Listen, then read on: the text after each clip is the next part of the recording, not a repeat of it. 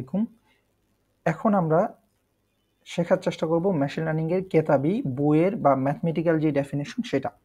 তো আগের ভিডিওতে আমি যে উদাহরণটা দিয়েছিলাম যে আমার আপেল কিভাবে একটা মেশিন লার্নিং মডেল ডিস্টিংগুইশ করে, তো ওইটাই যদি এখন আমি ম্যাথমেটিক্যাল ভাষায় বলতে যাই, তখন আমরা বলতেছি কি যে মেশিন লার্নিং আসলে কাজ করে কিসের উপরে? ফিচার ভেক্টরের উপরে। Feature vector. তো ভয় পাওয়ার কোনো প্রয়োজন নাই, আমরা খুবই ইজি ভাষায় বিষয়গুলোকে শিখব। তো এই যে ফিচার ভেক্টর, তো ভেক্টর আগে আমরা শিখছিলাম কি যে জিনিসগুলোর মান এবং দিক আছে সেটা ভেক্টর, বাট লিনিয়ার আলজেব্রায় ভেক্টর এর দুইটা ডেফিনেশন আছে। একটা হলো যার মান ও দিক আছে সেই জিনিসটাকেও ভেক্টর বলতে পারবো, আবার আরেকটা আলাদাও আছে, মান ও দিক।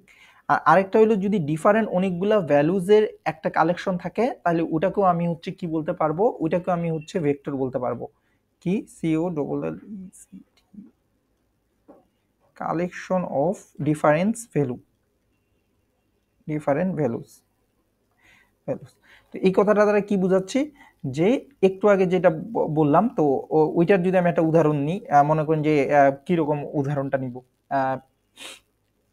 এই যে আম এবং আপেলের ক্ষেত্রে আমি যদি আম এবং আপেলকে বলি যে তার অনেকগুলা ফিচার রয়েছে, ওই ফিচারগুলোর সমষ্টিকে আমরা বলতেছি ফিচার ভেক্টর, এবং ফিচার ভেক্টর দ্বারাই machine learning model pattern recognition করতে পারে। তো এই জিনিসটাকে একটু আমি গ্রাফে প্লট করে দেখালেই আপনাদের কাছে আর একটু ক্লিয়ার হয়ে যাবে। যে আমি একটা গ্রাফ আঁকবো, জাস্ট নর্মাল গ্রাফ।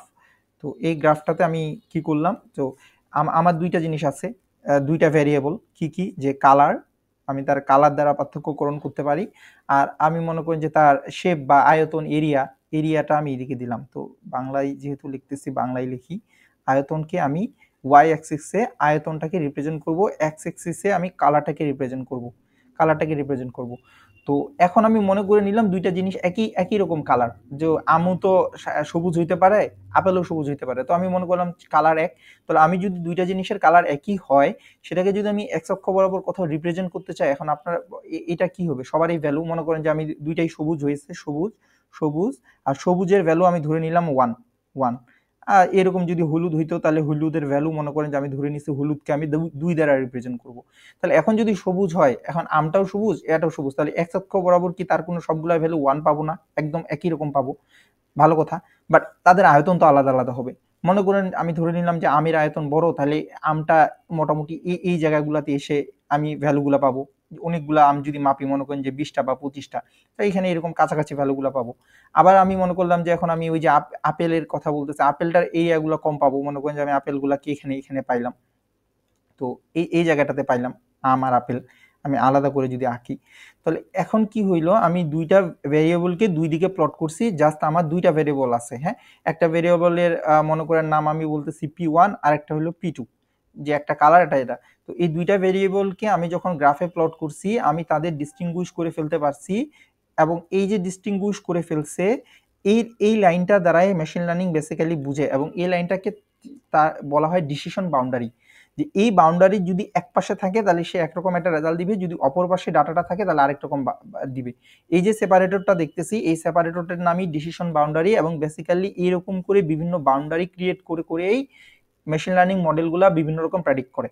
সে যতগুলা বাউন্ডারি করবে এবং যে বাউন্ডারির মধ্যে আমার ওই ভ্যালুটা পড়বে, সে তাকে ওই জিনিসটা দ্বারা রিপ্রেজেন্ট করবে। যেমন সে একটা লাল বাউন্ডারি করে নিচ্ছে, যে বাউন্ডারি উপরের দিকে যদি থাকে তাহলে সে বলে দিবে জিনিসটা আম, আর যদি বাউন্ডারি নিচের দিকে থাকে তাহলে সে বলে দিবে হলো কি, যে জিনিসটা আপেল। তাহলে এই জিনিসটাকেই এভাবে মেশিন লার্নিং মডেল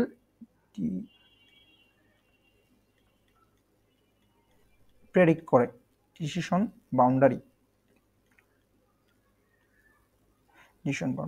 এবং এই ডিসিশন বাউন্ডারি দ্বারা সে কি করে, বিভিন্ন ফিচারগুলোর উপর বেস করে জিনিসগুলোকে কি করে ডিস্টিংগুইশ করে এবং বিভিন্ন প্যাটার্ন বের করে।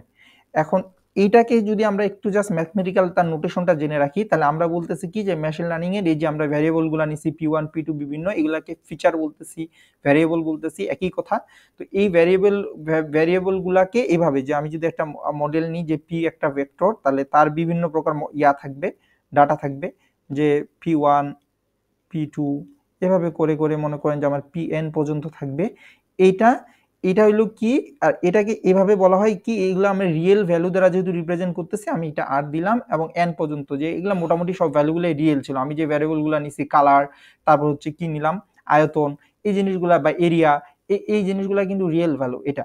আর এটার মাথার উপরে একটা ট্রান্সপোর্ট, এই একটা নোটেশন দেওয়া হয়। ট্রান্সপোর্ট মানে হলো জিনিসটাকে উল্টায় দেওয়া, ট্রান্সপোর্ট ম্যাট্রিক্সের যে ঘটনাটা। তো আমরা এটাই করতে পারি, এটা দিয়ে বেসিক্যালি বোঝাচ্ছে যে রোটাকে কলামে করতে পারবো, কলামটাকে রো করতে পারবো।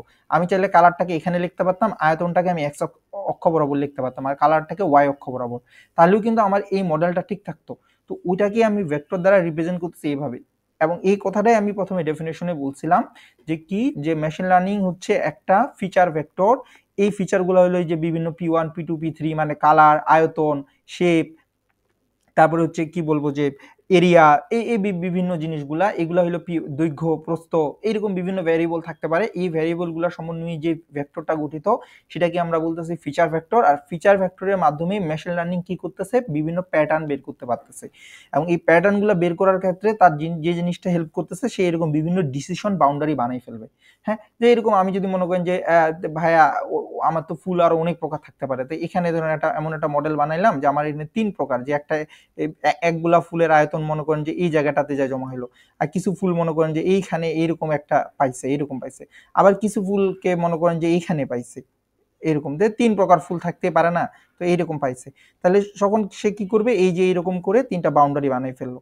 তাহলে এই ডিসিশন বাউন্ডারি গুলা দিয়েই সে বলতে পারবে যে এই বাউন্ডারির যদি উপরে কি কারা থাকবে, নিচে কারা থাকবে, ওইটা দিয়ে বেস করে সে বলে দিতে পারবে।